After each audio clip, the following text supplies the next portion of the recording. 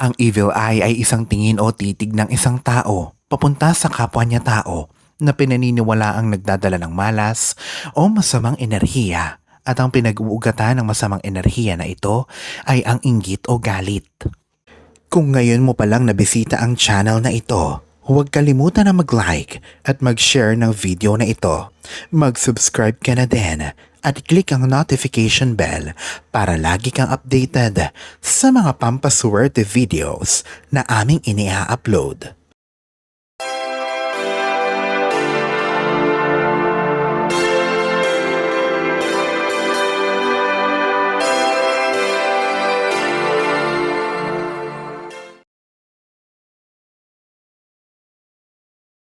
Ito ay pwedeng sinasadya o hindi. At ang evil eye ay sinasabing nagiging dahilan din kung bakit ang mga magagandang bagay na papadating sa isang tao ay nauunsyami o napipigilan.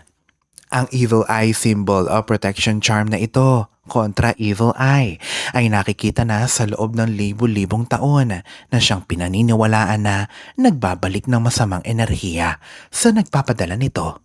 Ang top 8 signs na biktima ka ng evil eye. Una, hindi maipaliwanag na kamalasan.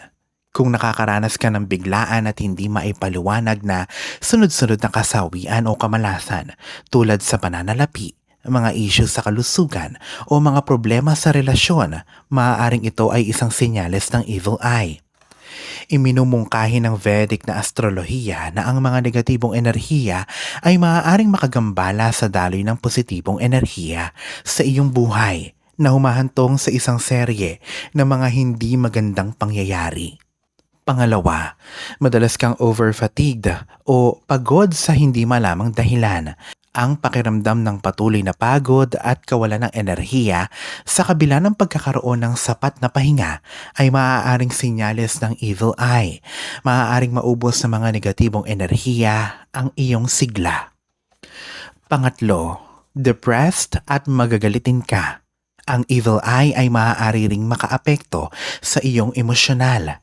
Kung nakakaranas ka ng biglaan at hindi maipaliwanag na mood swings, pagkabalisa o depresyon, maaaring ito ay resulta ng evil eye.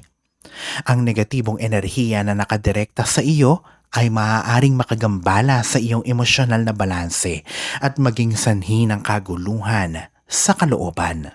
Pang-apat, parang may pumipigil sa pag-unlad mo. Madalas sa mga plano ay nauudlot.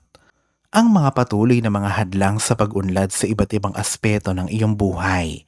Kung makikita mo ang iyong sarili na nahaharap sa mga hadlang, pagkaantala o kakulangan ng mga pagkakataon sa kabila ng iyong mga pagsisikap, maaaring ito ay isang senyales ng negatibong enerhiya na nakakaapekto sa iyong landas. Humingi ng mga remedyo upang alisin ang mga hadlang at ibalik ang daloy ng positibong enerhiya. Panglima, mga hindi maipaliwanag na sintomas ng sakit sa katawan. Mga karamdaman na walang medikal na sanhi. Ang mga pisikal na sintomas na hindi maiuugnay sa anumang kondisyong medikal ay maaaring nagpapahiwatig ng evil eye. Maaaring kabilang sa mga sintomas na ito ang pananakit ng ulo, pananakit ng katawan, mga issues sa pagtunaw o mga paulit-ulit na sakit. Pang-anim, laging pag-aaway kahit sa simpleng bagay sa pamilya. Kung nakakaranas ka ng patuloy na mga salungatan, tensyon o pagkasira ng mga relasyon, maaaring ito rin ay evil eye. Ang negatibong enerhiya ay maaaring lumikha ng hindi pagkakasundo at magdulot ng mga interpersonal na koneksyon. Pang-pito, kawalan ng kumpiyansa sa sarili. Nababawasan ng self-worth. Ang evil eye ay maaaring masira ang iyong tiwala sa sarili at pagpapahalaga sa sarili. Kung nakita mo ang iyong sarili na nag-aalinlangan sa iyong mga kakayahan, pakiramdam na hindi ka karapat-dapat o kawalan ng katiyakan sa sarili, maaaring resulta ito ng mga negatibong enerhiya na nakakaapekto sa iyong pakiramdam sa sarili. Pangwalo, hindi maipaliwanag na takot o anxiety. Kung nakikita mo ang iyong sarili na palaging nakakaranas ng labis na negatibong emosyon, maaaring ito ay isang senyales ng evil eye. Ang pinakasimple at epektibong pangontra para sa evil eye. Gawin ito sa anumang araw at oras. Gamit ang kanang kamay. Kumuha ng isang dakot na asin. Dapat ito ay sea salt o rock salt lang. Iikot ito sa ulo ng clockwise, 4 na beses. At counterclockwise, 4 na beses.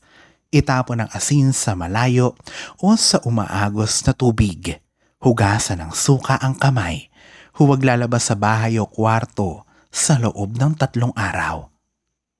Alalahanin na sa poong may kapal pa din, nagmumula ang lahat ng pagpapala, ang kasipagan at ang kabutihan sa ating kapwa kasabay ng buo mong pananalig sa may kapal. Ang siya pa rin na dapat ay manaig. Ang mga ito ay mga gabay lamang. This is Fiddle Rosario. Thank you for watching.